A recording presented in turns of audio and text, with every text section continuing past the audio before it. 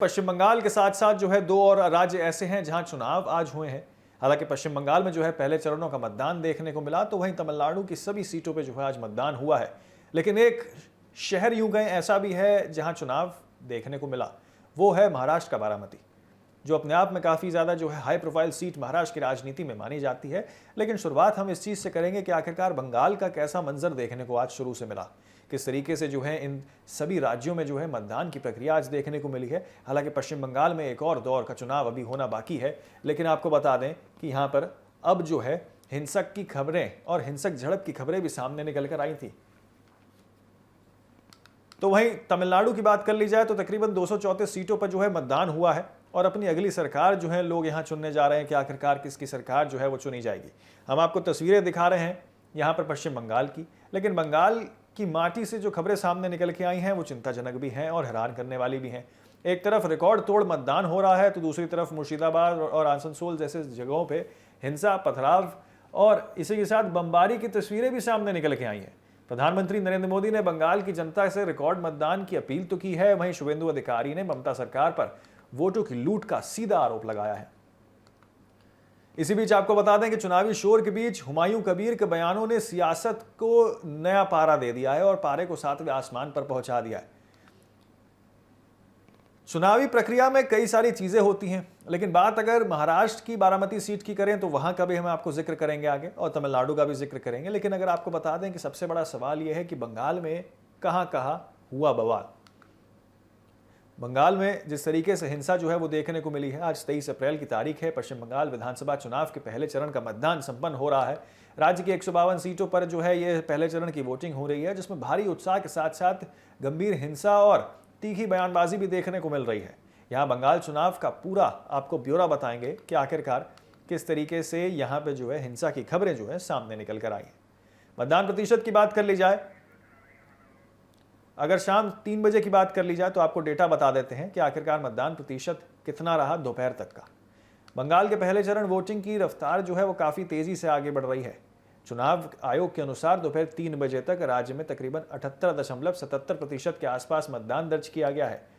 प्रमुख जिलों की बात कर ली जाए तो दक्षिण दिनाजपुर में तकरीबन 81%, पश्चिम मोदिनीपुर में तकरीबन 81% और सबसे अधिक मतदान जो है यहीं देखने को मिला है। वहीं अगर अन्य जिलों की बात कर ली जाए तो कूच बिहार और मुर्शिदाबाद में 89% के आसपास देखने को मिला है और बीरभूम में 80% से भी जो है यहाँ भारी भीड़ मतदाताओं की देखने को मिली है।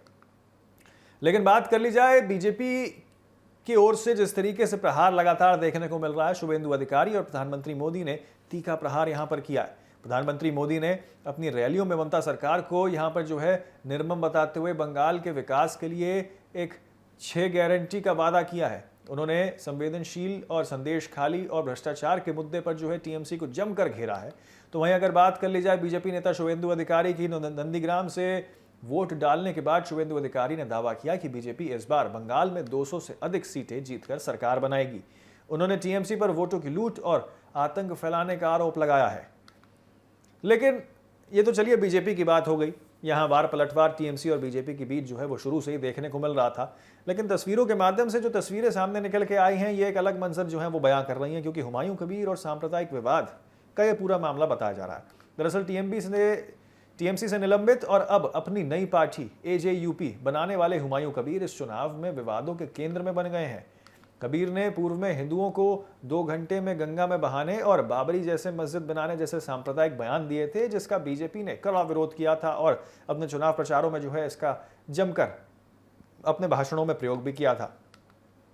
लेकिन बात अगर आज की तस्वीरों की करें तो आज मतदान के दौरान मुर्शिदाबाद में हुमायूं कबीर के पहुंचने पर टीएमसी कार्यकर्ताओं और पुलिस के बीच भारी झड़प जो है वो देखने को मिली है, जिससे इलाके में तनाव और ज्यादा फैल गया है। बंगाल में हिंसा और टकराव जो है वो आम बात है, कोई नई चीज नहीं है। पहले चरण के दौरान राज्य के कई हिस्सों में हिंसा की खबरें जो है वो सामने निकल के आई हैं। बीजेपी प्रत्याशियों पर हमला कर जो है उसकी खबरें सामने निकल के आई हैं। कुमारगंज से बीजेपी उम्मीदवार शुभेंदु सरकार को भीड़ द्वारा दौड़ा कर खेतों में पीटने का वीडियो जो है वो सामने आया है। आपको तस्वीरें दिखा रहे हैं हम किस तरीके से जो है यहाँ पर दौड़ा कर जो है पीटने की बात कही गई है। आपको बता दूं यहाँ अग्निमित्रा पाल पर हमले की भी खबरें सामने निकल के आई हैं। दरअसल आसनसोल में बीजेपी विधायक अग्निमित्रा पाल की गाड़ी पर पथराव किया गया, जिससे उनके वाहन के शीशे जो हैं वो पूरी तरीके से टूट गए। लेकिन आपको तस्वीरें हम दिखा रहे हैं किस तरीके से यहाँ जो है हिंसा क्या आम बात बन गई है पश्चिम बंगाल के अंदर? ये एक बहुत बड़े सवाल खड़े करता है, क्योंकि आए दिन हिंसा की खबरें, और अब जब आज चुनाव का दिन है, लोग अपने घरों से निकलकर अपने वोटों का प्रयोग कर रहे हैं, ऐसे में तमाम टकराव की खबरें सामने निकल के आना अपने आप में चिंता की बात जो है वो मानी जा रही है और कई सारे प्रश्न चिन्ह जो है वो खड़े कर देती है। मुर्शिदाबाद की बात कर ली जाए और इसी के साथ आपको बता दें कि बीरभूम की बात कर ली जाए तो डोमकल मुर्शिदाबाद में मतदाताओं को डराने धमकाने और वोट डालने से रोकने के आरोप लगे हैं, जिसके बाद चुनाव आयोग ने विस्तृत रिपोर्ट इस पूरे मामले में मांगी है। लेकिन अगर आपको बता दें कि मुख्य राजनीतिक समीकरण पश्चिम बंगाल का क्या है, ये चुनाव मुख्य रूप से ममता बनर्जी जो कि टीएमसी है कि लक्ष्मी भंडार जैसी कल्याणकारी योजनाओं और बीजेपी के भ्रष्टाचार विरोधी और हिंदू अस्मिता के नैरेटिव के बीच जो है वो खड़ी हो गई है। टीएमसी जहां आपको बता दें कि यहाँ पे जो है भारी राजनीति करने का आरोप लगा रही है और बंगाल में ये कह रही है कि देखिए बाहर के लोग आके जो है यहाँ अपना कब्जा जमाना चाह रहे हैं, तो वहीं शुभेंदु अधिकारी और प्रधानमंत्री मोदी ने इसे तुष्टीकरण बनाम न्याय की मांग और न्याय की जंग बता दिया है। भारी मतदान प्रतिशत ये संकेत भी दे रहे हैं कि जनता में सरकार के प्रति या तो गहरा समर्थन है या फिर बदलाव की तस्वीरें हैं या बदलाव की तीव्र लहर देखने को मिल रही है। अभी तक के मतदान की अगर बात कर ली जाए, दोपहर तक की बात कर ली जाए, तकरीबन 80% के आसपास का आंकड़ा जो है पश्चिम बंगाल के कई सारे इलाकों में जो है वो छू चुका है। औसतन भी बात कर ली जाए तो तकरीबन 78.77% के आसपास मतदान जो है वो दोपहर तक दर्ज किया गया है। शाम तक ये आंकड़ा और बढ़ सकता है और अनुमान ये लगाया जाता है कि देखिए जब भी 80 से 85% से अधिक वोटिंग किसी भी राज्य में देखने को मिलती है तो ये कई सारे संकेत और कई सारे प्रश्न जो है वो खड़े कर देती है कि आखिरकार क्या ये सरकार के फेवर में वोटिंग हो रही है या फिर सरकार के विरोध में। क्योंकि कई मरतबा इसे जो है एंटी इनकम्बेंसी यानी कि सत्ता विरोधी लहर के तौर पे भी देखा जाता है कि जनता कहीं ना कहीं नाराज है और एक परिवर्तन जो है वो पश्चिम बंगाल में चाह रही है। हालांकि बीजेपी यहाँ लगातार दावे ये कर रही है कि अब की बार 200 पार का नारा जैसे पहले लगाया था वैसे ही 200 पार से ज्यादा सीटें जो हैं वो पश्चिम बंगाल में बीजेपी लेकर आएगी। और हिंसा की जिस तरीके से खबरें सामने निकल के आ रही है अपने आप में इस चीज को बयां करता है कि क्या पश्चिम बंगाल में सब कुछ सही चल रहा है। हालांकि हिंसा का साया एक बार फिर बंगाल के लोकतंत्र पर भारी पड़ता दिख रहा है। परिणाम 4 मई को स्पष्ट होंगे। उससे पहले हम आपको बता दें कि अभी दूसरे चरण के मतदान में 152 सीटों पे जो है वोटिंग होनी है।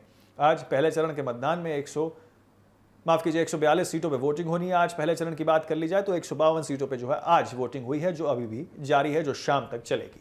लेकिन जिस हिसाब से लोग घरों से बाहर निकलकर मताधिकारों का अपना प्रयोग कर रहे हैं वो इस चीज के संकेत भी देता है कि लोग जागरूक हैं अपने वोट डालने के लिए। लेकिन हिंसा की खबरों ने भी जो है यहाँ पर कई सारे प्रश्न खड़े कर दिए हैं।